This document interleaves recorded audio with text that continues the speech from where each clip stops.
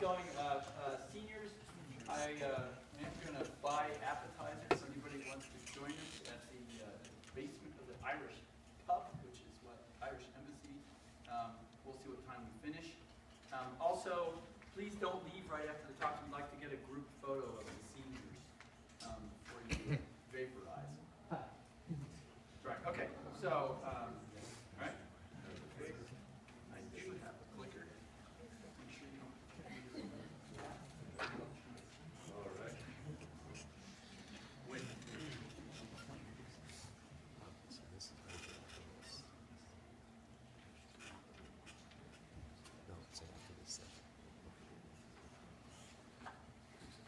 Good afternoon. The title of my slide is The Goldilocks Zone in Rocks, an analysis of the Paleocene Ojo Alamo sandstone, San Juan Basin, New Mexico, and Colorado as an analog to predict porosity in fluvial depositional formations. The objective of my study was to evaluate the sedimentary facies of the Ojo Alamo sandstone in terms of grain sorting and maturity as potential controls on porosity. I'm Rick Martinez, and I'm from Spencerville, New Mexico. Spencerville, where I'm from, is about 12 miles east of the Ojo Alamo sandstone outcrop in northwest New Mexico in the San Juan Basin. The importance of this analysis is that due to a growing human population causing an increased demand on industrial and agricultural sources, there's an increased need. This is important for future use and availability planning.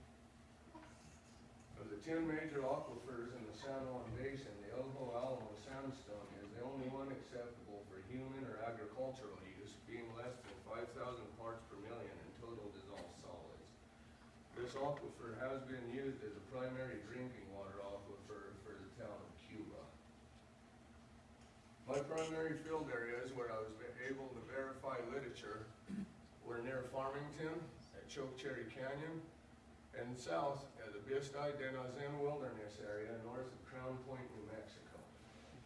Next, I'll show you a cross-section of the San Juan Basin approximately across this cross-reference line.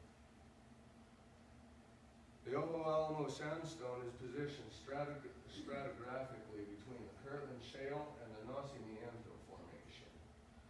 It's notable that outcrops in the west are thickest, while outcrops in the east are nearly indistinguishable and pebble-sized sediments are nearly non-existent. The Ojo Alamo sandstone, the San Juan Basin, began formation during the Laramide orogeny approximately 75 million years ago, with the primary deposition being in a southward direction. With the rising San Juan Dome approximately 28 million years ago, sediment transport began trending towards the southwest. The Ojo Alamo sandstone was deposited approximately 66 million years ago in high energy braided rivers and streams depositing in deep paleo channels, and floodplain deposits being in shales and siltstones that reach a much greater lateral extent. The Ojo Alamo ranges between 20 and 400 feet thick, with an average thickness of 125 feet. The formation is comprised of 3 units that's divided into 2 members.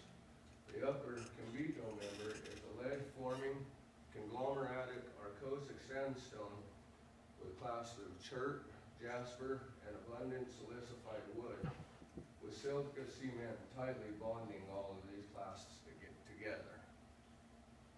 The lower Naashoibito member is formed of a fine-grained shale siltstone, and the lowest member is a well-sorted arcosic sandstone.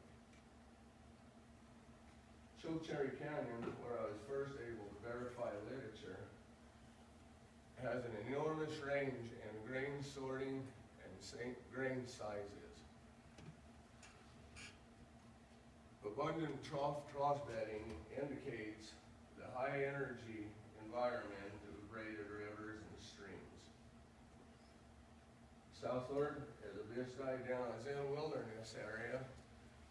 Beds are much more laterally continuous, much finer grained, and far more friable than sediments in the north, with much less cementation.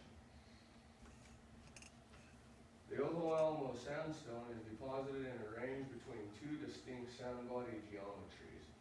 The first one being a jigsaw puzzle that we would find in areas more distal from uplift. This geometry features partially compartmentalized channels and abrupt porosity contrast. With this line, you can easily see the difference in the lithology here and the partially compartmentalized channels. The other geometry is a labyrinth geometry. It has partial to complete aquifer channel isolation. We find this in areas that are more proximal to uplift. From north to south, the Chokecherry Canyon area down to the Denazin area, we can see grains fining southward further from uplift.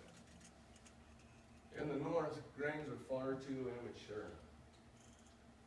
Southward, at Zilkna-Odisle, grains were too friable and sandy.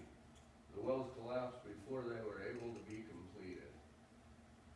As we move more south, the grains are too mature with far too high of a clay content.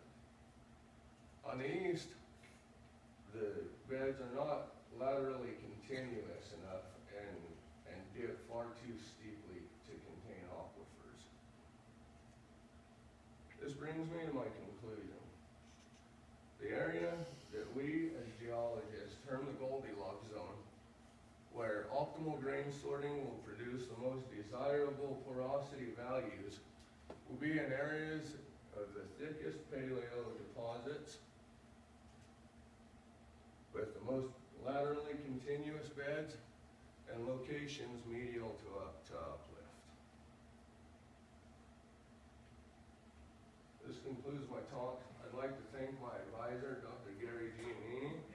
If you have further interest in porosity relationships, I urge you to view my colleague's talk on Thursday night. Adam Parker will be speaking about a fresh look on porosity controls. Thank you for your time.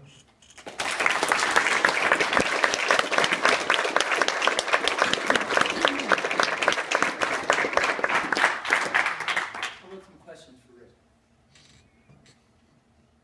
Scott?